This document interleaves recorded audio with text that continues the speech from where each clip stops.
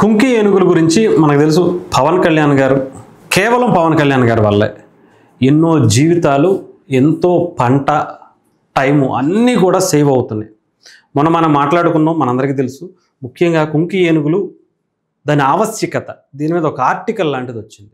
ఎన్ని సంవత్సరాలు బట్టి, ఎన్నో ఏళ్ళ, అంటే చెప్తున్నా కదా, స్వతంత్రం వచ్చి 77 ఏళ్ళు అవుతున్నా కూడా ఇప్పటి వరకు ఏ ప్రభుత్వం, ఏ మంత్రి కూడా చేయలేనటువంటిది పవన్ కళ్యాణ్ గారు మాత్రమే ముందుకొచ్చి పక్క రాష్ట్రం ప్రభుత్వంతో, అది ఎన్డీఏ కూటమా లేదంటే ఇంకొకరి కూటమా, వేరే పార్టీయా, వేరే రాజకీయ నాయకులా, వేరే అధికార పార్టీయా అనేది అన్నీ పక్కన పెట్టి వెళ్ళి మానవత్వంతో అడిగారు. అది పవన్ కళ్యాణ్ గారికి కాబట్టే ఒప్పుకున్నారేమో. ఎందుకంటే మరి ఇన్ని సంవత్సరాల నుంచి ఏ పార్టీ, అక్కడ ఇక్కడ ఒకటే పార్టీ, కేంద్రంలో కూడా ఒకటే పార్టీ ఉన్నప్పుడు కూడా ఒప్పుకొని తీసుకురానటువంటి పని పవన్ కళ్యాణ్ గారు చేశారంటే ఆలోచించండి.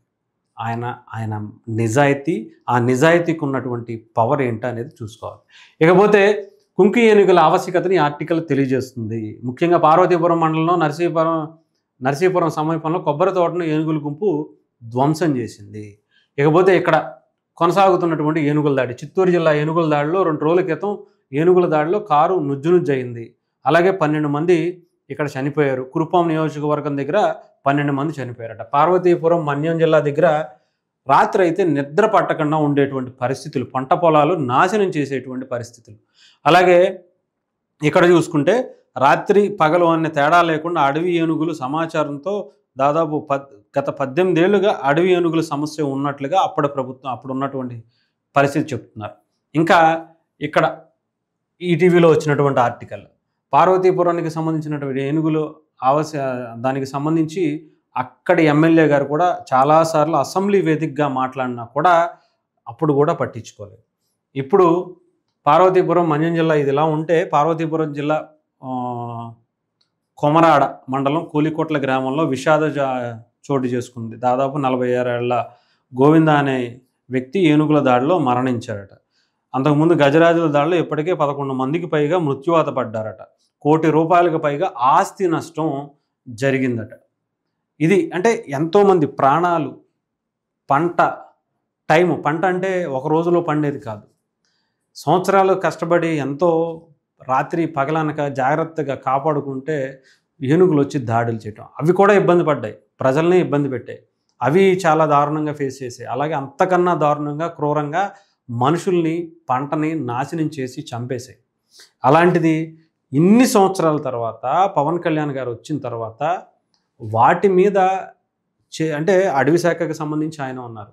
ఆయన తీసుకున్న నిర్ణయం అంటే, గత ప్రభుత్వం ఎందుకు చేయలేదు అంటే ఏమో, వాళ్ళు అడిగారో లేదో తెలియదు, వాళ్ళు ఒప్పుకున్నారో లేదో తెలియదు, అసలు అడిగేటువంటి పరిస్థితి ఉందో లేదో కూడా తెలియదు, అసలు ఇలా కూడా చెయ్యొచ్చని అవగాహన ఉందో కూడా లేదో తెలియదు.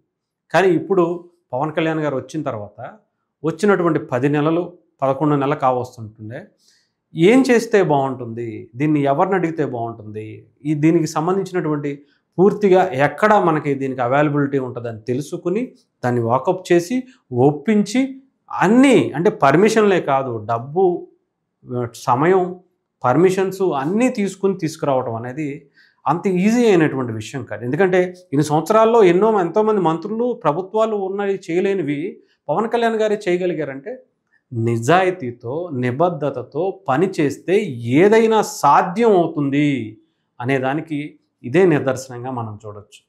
పవన్ కళ్యాణ్ గారు వెళ్ళారు, అక్కడ వాళ్ళు కూడా ఎంత ఘనంగా స్వాగతం పలికారో చూడండి. కర్ణాటక గవర్నమెంట్ కూడా ఎంత హుందాగా వ్యవహరించి, పవన్ కళ్యాణ్ గారు ఇలా మీరు అడిగారు, డెఫినెట్గా మేము ఇస్తామని చెప్పి ఒక భారీ బహిరంగ సభ పెట్టి ఆ ఏనుగుల్ని పవన్ కళ్యాణ్ గారికి అప్పచెప్పటం, మంచి స్వాగతం పలకటం. పవన్ కళ్యాణ్ గారు కూడా ఒక మంచి వాతావరణంలో, పార్టీల పరంగా, రాజకీయంగా, ఆలోచనల పరంగా, భావాల పరంగా వేరు కావచ్చు, కానీ ప్రజల గురించి, ప్రజల సమస్యల గురించి ఒక నిజాయితీ గల వ్యక్తి వస్తే ఎలా ఆదరిస్తారు, ఎవరైనా సరే, ఏ ప్రభుత్వం అయినా సరే, ఏ ముఖ్యమంత్రి అయినా కానీ ఎలా మాట్లాడతారు అనడానికి నిన్న కర్ణాటకలో జరిగినటువంటి దాన్ని మనం చూడొచ్చు.